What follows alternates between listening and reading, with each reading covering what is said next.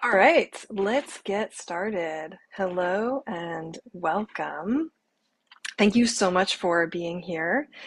I like to suggest having a notebook nearby that you can like jot notes down for the call, but also if something pops in your head and you're like, oh, I need to remember to do that thing, just write it down in your notebook and you can come back to it later. You have that there for you. You don't need to open another tab. Just write it down. All right.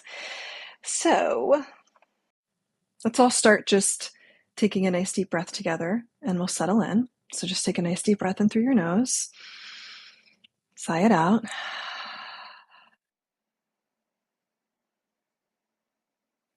This call is going to contain a lot of information. You will get the replay if you want to come back to it later. You know what type of learner you are. It might be best for you to just take it in, to just listen and trust that the information is going to land and you will retain what you need to retain, even if you don't memorize it or get it quite in the moment. Or you could take notes while it goes. Let's just take another nice deep breath together. In through the nose, sigh it out, let it go. I want to set the intention for the call to start off with a moment of gratitude. I feel so grateful that you're here. I'm so happy to be working with others who want to create things, who feel brave enough to want to change their lives, because we know that there's more to it than this. We know that we can learn from each other and help each other. Even if we don't know exactly how just yet, we know it is possible for life to feel more fulfilling without becoming a productivity machine. We know there is a balance that we can find. So thank you for being open to this. And I would like for you to just take a moment of gratitude for yourself. Thank yourself for being here. Change is hard. Change is uncomfortable. It's even a bit scary. It's much easier to stay the same. It's much easier to keep doing the things the way you've always done them. But you're here because you're ready to try something else. And it takes a tremendous amount of courage and hope to have that mindset. So please just take a moment to thank yourself for being here. Take a nice deep breath. One more time. Just let that settle in. Let it go.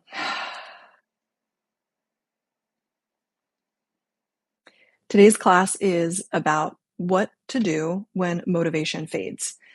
The moment when things start to feel hard, boring, overwhelming, we want to give up, or we tell ourselves we should take a break and we can just finish it later. We'll start fresh on Monday. We tell ourselves we need more information. This will be about how to move through that.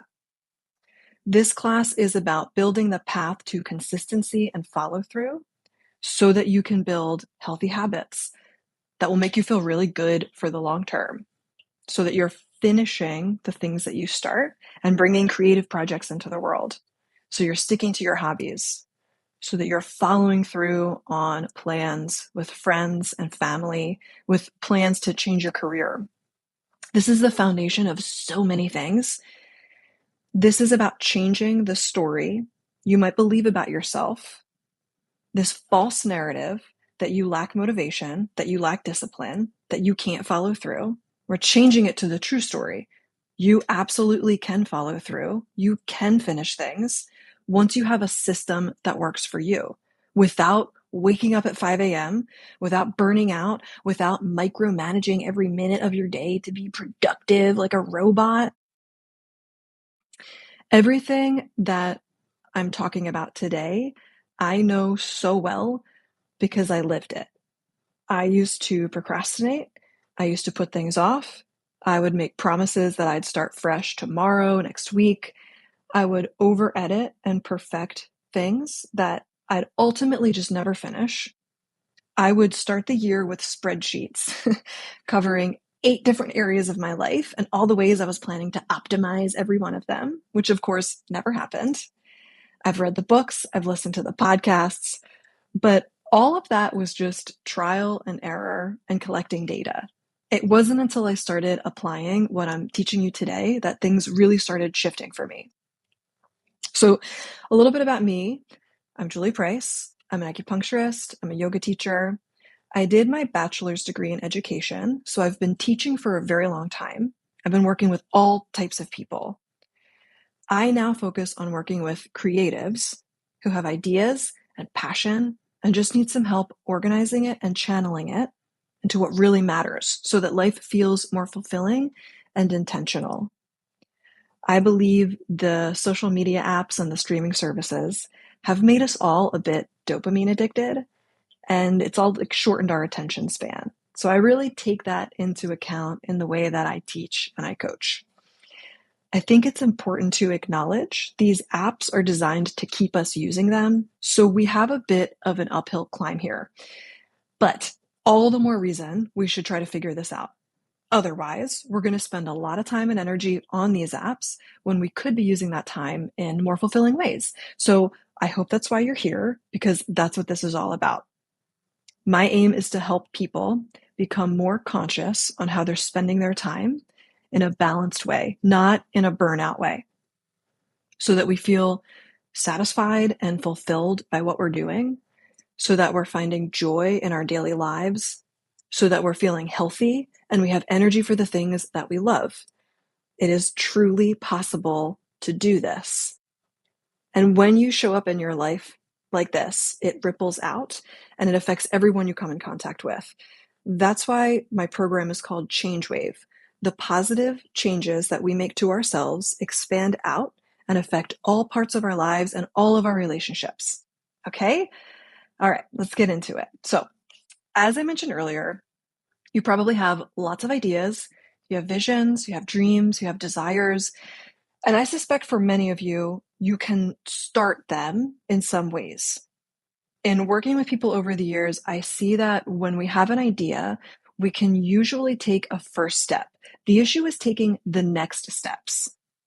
The steps that lead us to a conclusion, like finishing a project, or lead us to a consistent new routine, like going to the gym regularly. We seem to be able to start, but then we struggle with follow through, finishing, and consistency. You might have an idea and decide you should start researching, and then you find yourself deep in the research hole.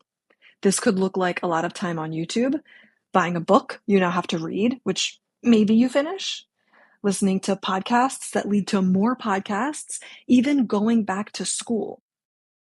Eventually, you get tired or bored or overwhelmed, and something more interesting or stimulating comes along.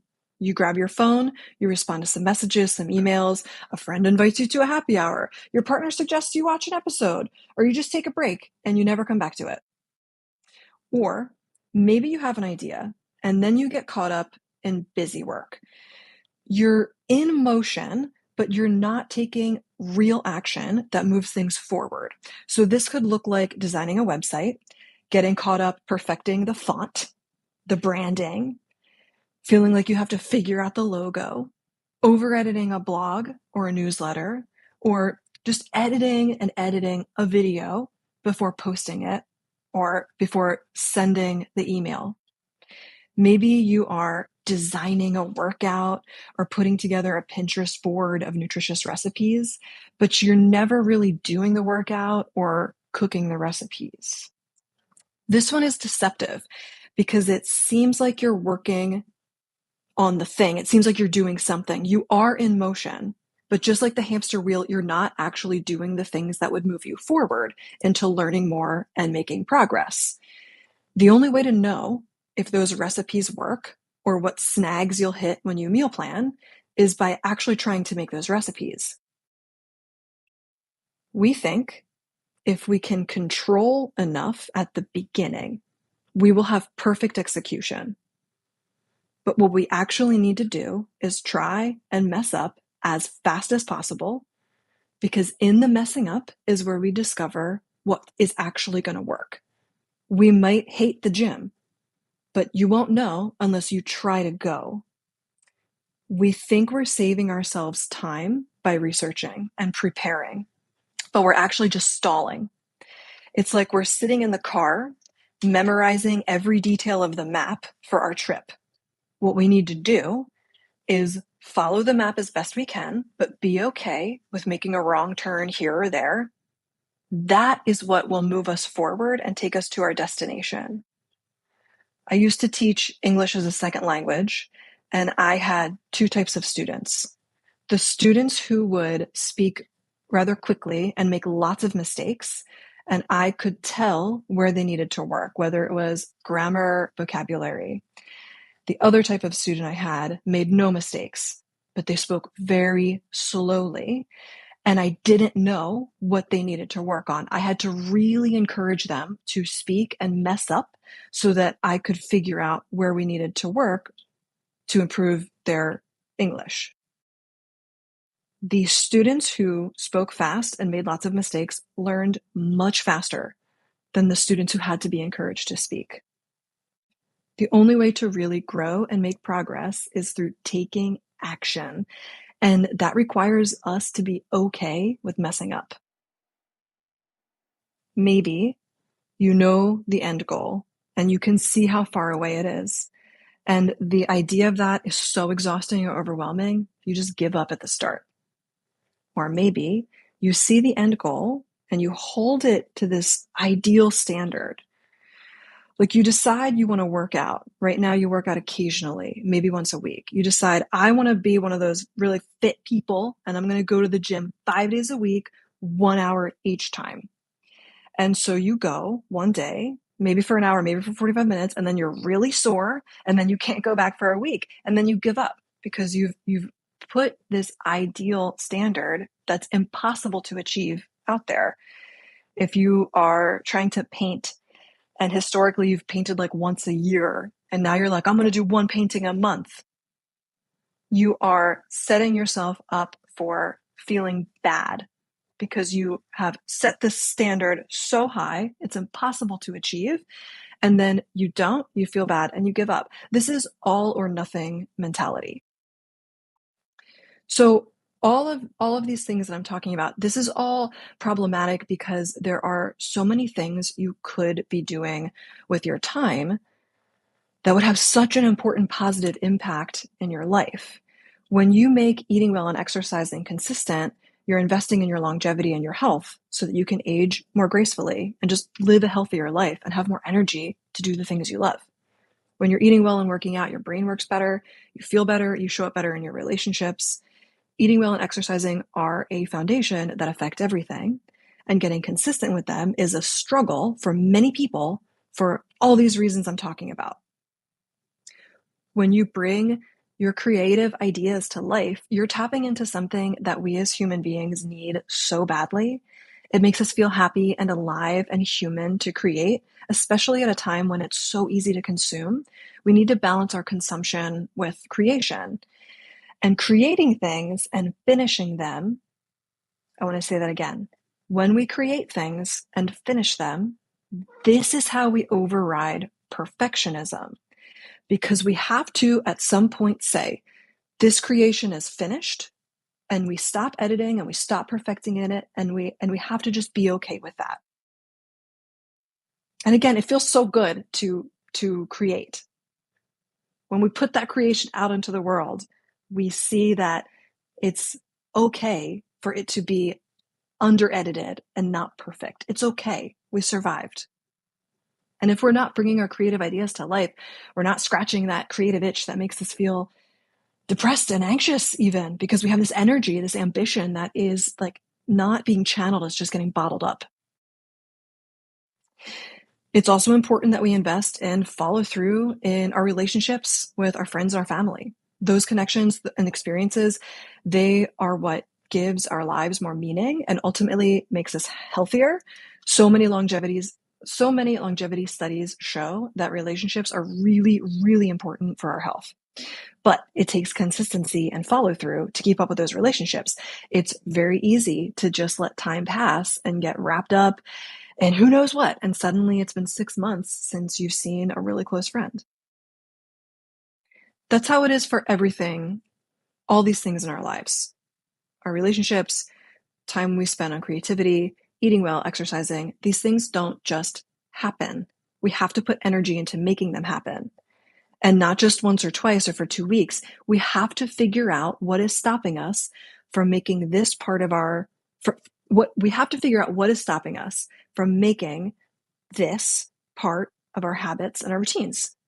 It's so important because these are the things that make us feel like we're thriving instead of just surviving. So far, I've mostly been talking about how all of this plays out in the things that we do, our activities, actions, events, the stuff we do.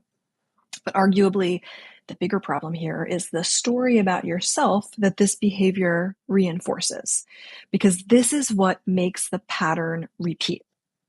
The story that I can't finish things, I can't follow through, I don't have what it takes. This feeds the fear that we will never reach our potential and our dreams.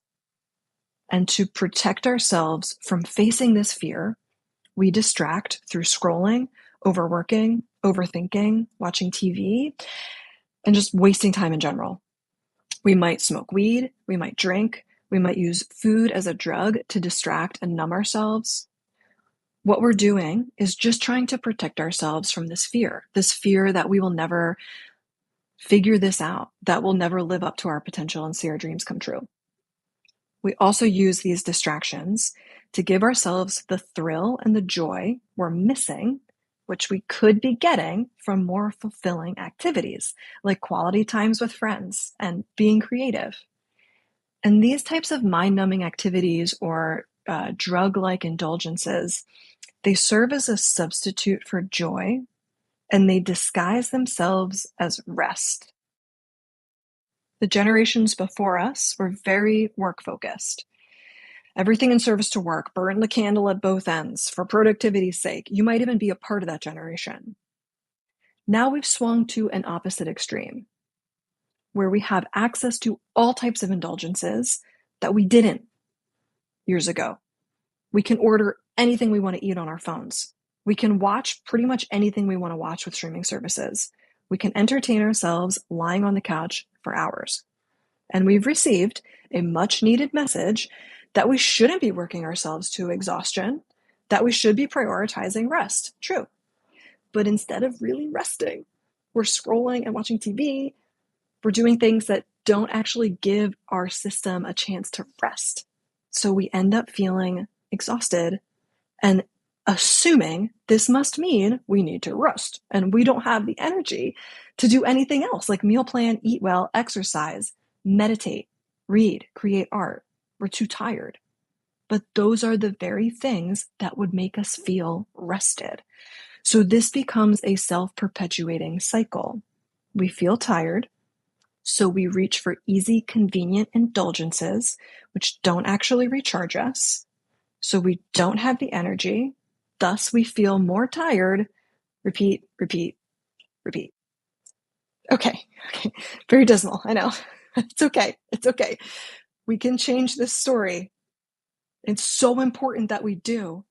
This is how you invest in your health for the long term. Eating well, exercising, sleeping well, feeling energized when you wake up in the morning because of all those things. Spending quality time with friends and family.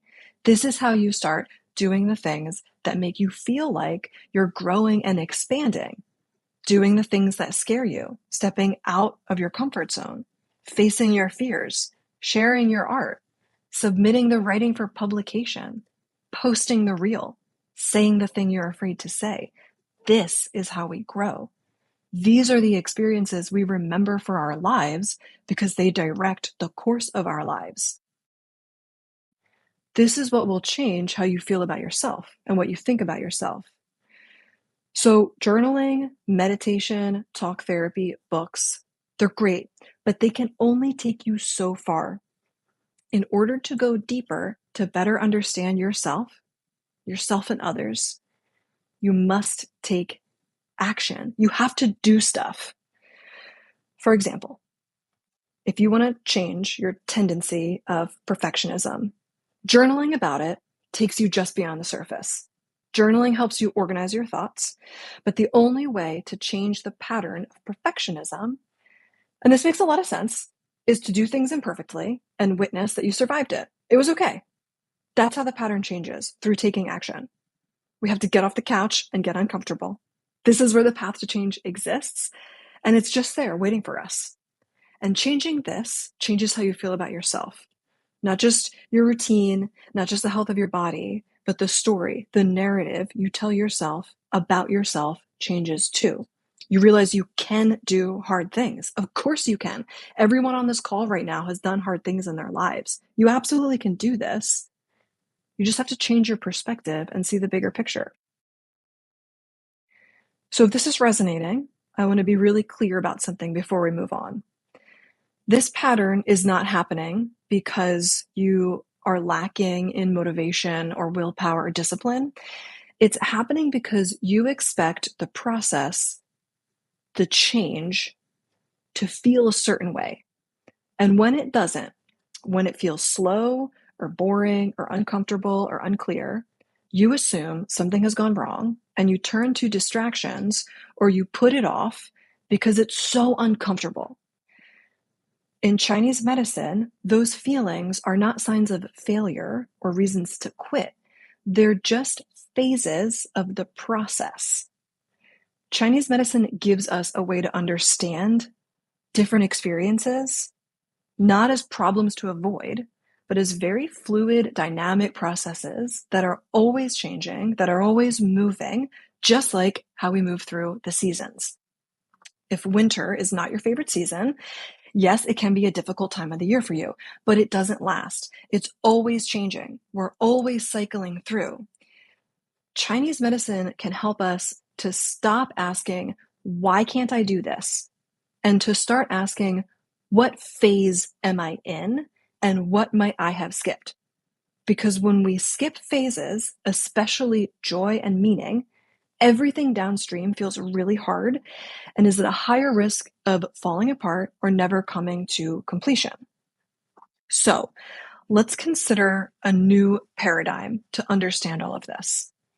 What you're looking at here is an image of the 5 elements or the 5 phases in Chinese medicine. Each element or phase matches a season. So in the springtime, we're in what's called the wood phase. And then we move to the summertime, which is the fire phase. In Chinese medicine, there is a 5th season, which is the earth phase of late summer. And then we move to fall, the metal phase, and then to winter, the water phase. Ideally, we're moving in a circle, just like the arrows show, moving from one season to the next. This is the generative cycle, and following it is how we create consistency and how we follow through on our ideas, goals, dreams, projects. This is how we bring them to life and finish them and put them out into the world. So the seasonal cycle, the 5 elements, represent the seasons, but they represent everything because everything has a beginning. Everything has its spring.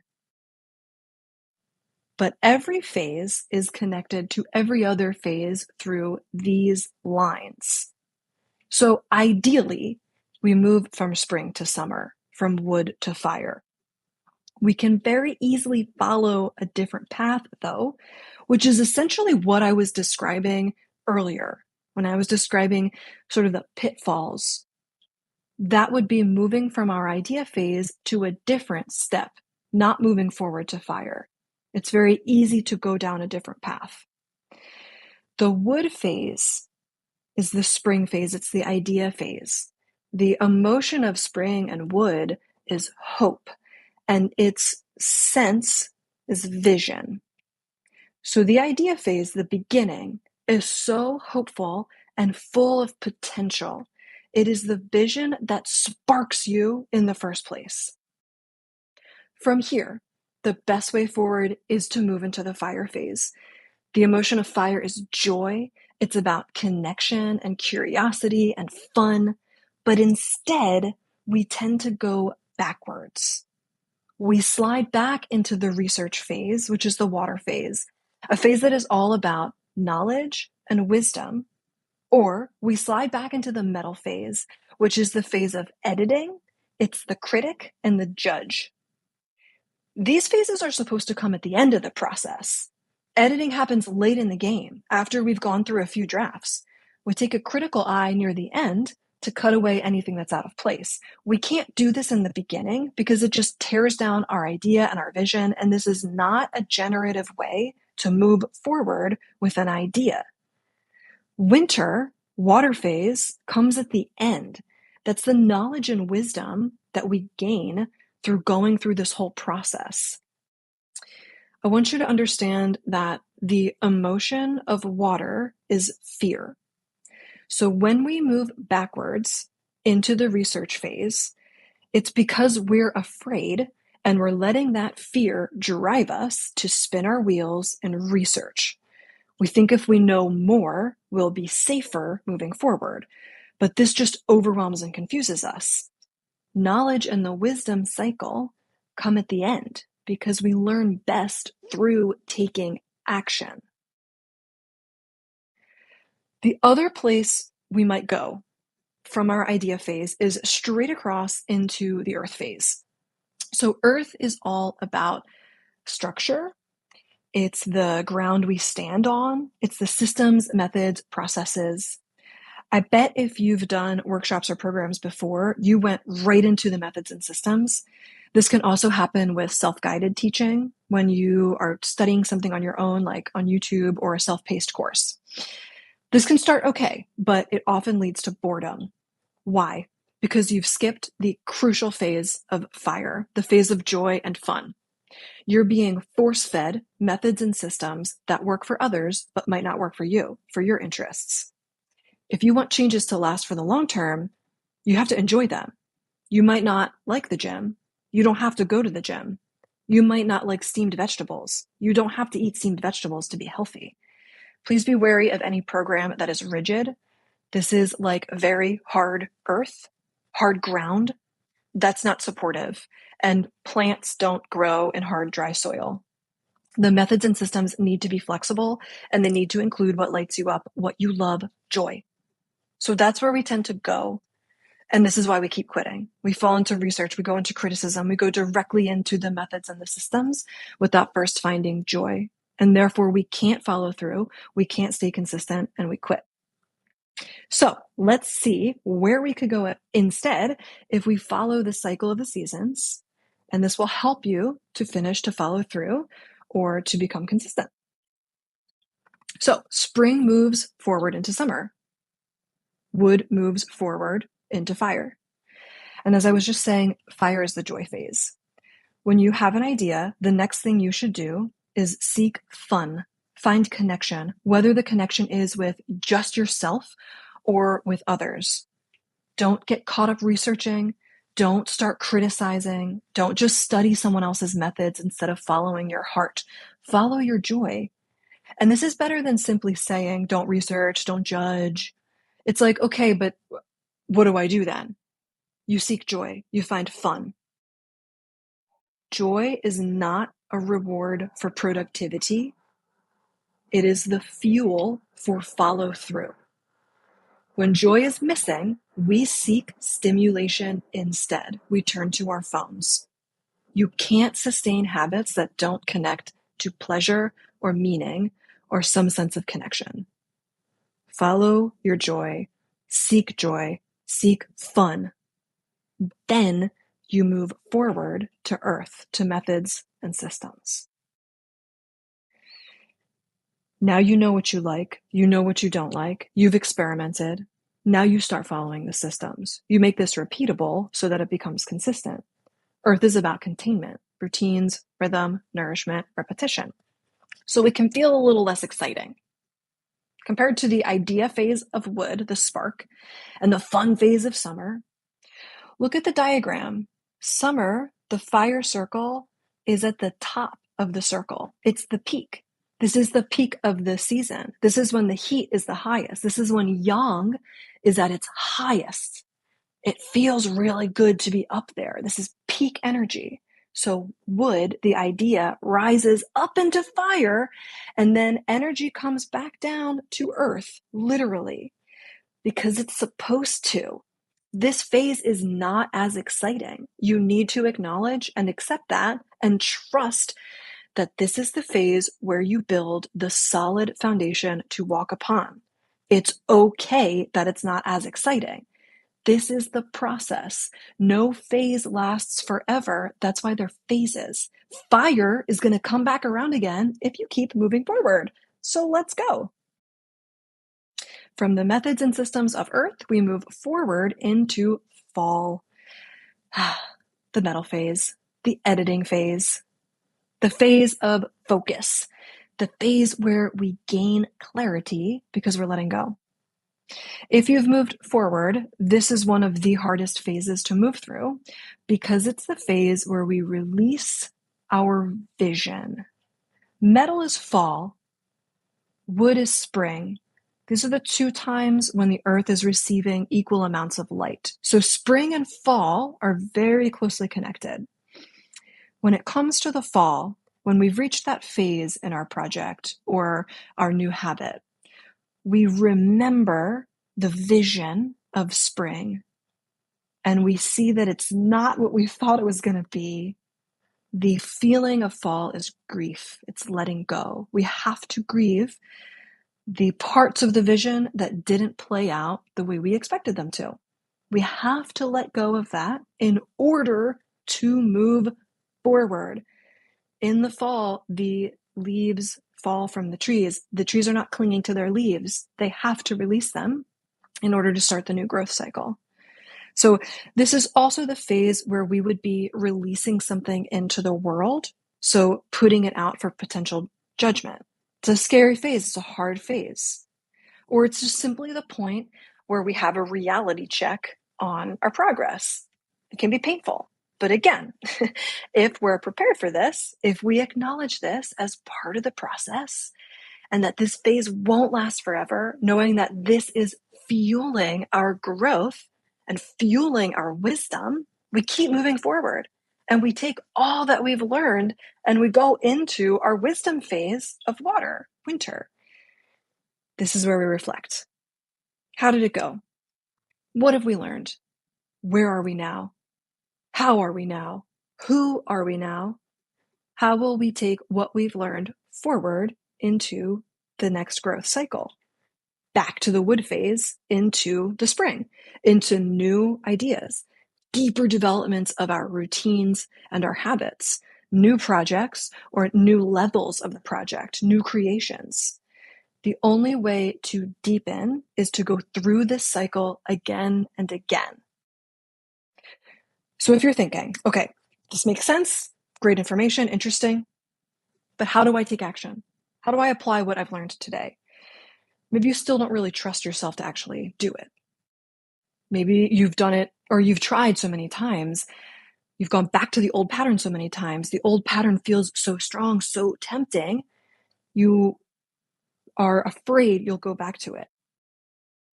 You already know which foods are nutritious more or less. You already know that movement matters. You already know that scrolling isn't really resting. It's just that you've been doing this for so long.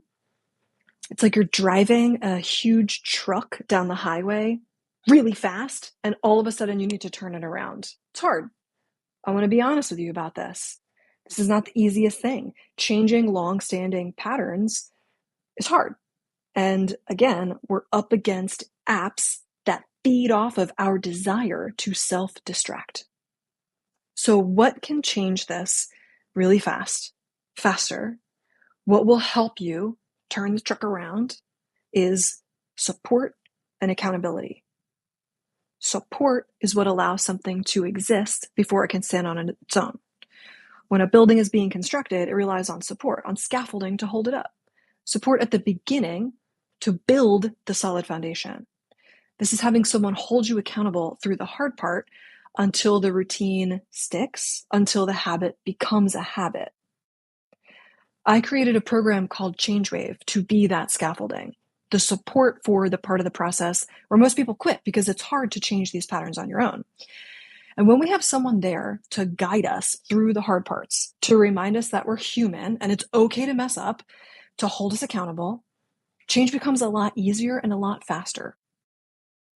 ChangeWave is a 3-month coaching experience where you take these ideas out of theory and into your real life. We start with joy and then build structure. This is the place where self-awareness meets action, yin and yang balance. It is not about productivity all the time. It's not about waking up at 5 a.m. It's not all journaling and analyzing yourself and your patterns. It's seeing yourself with honesty and compassion and taking real action in your life. You'll reconnect to joy as a foundation, not something that you work to earn. You'll get conscious and intentional on how you spend your time so you can drop the guilt and start doing what you need to and what you love to. You build systems so you're not relying on willpower, and you get accountability to help you make these changes stick. You practice taking imperfect action safely and repeatedly. And most importantly, you start building proof that you can follow through. And the real outcome isn't just that you work out more or you eat better, but you're going to do that. The real outcome is that you change the story you've been telling yourself. That changes, I never stick with things, I can't follow through, to I know how to keep going, even when it gets hard or boring. I can do this. I trust myself to do this. I do finish things. That changes how you see yourself. It changes everything. It changes how you show up. It changes how you relate to the world. This is the real outcome. This is the foundational change. Before I go any further, I want to be really clear about who ChangeWave is for. ChangeWave is for someone who already has a good idea of what they want to be doing, and they want to stop the cycle of starting over. You're not new to self-work. You've journaled, reflected, read books, maybe even done therapy. The issue isn't self-awareness, it's follow-through when the excitement wears off.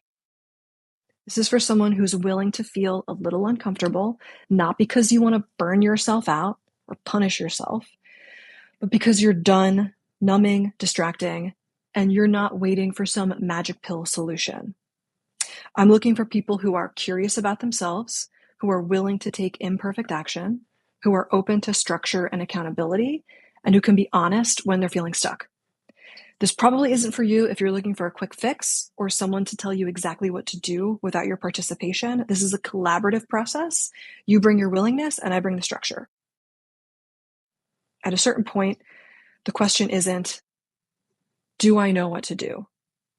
The question is, am I ready to become someone who follows through, even when it's boring, messy, imperfect, uncomfortable?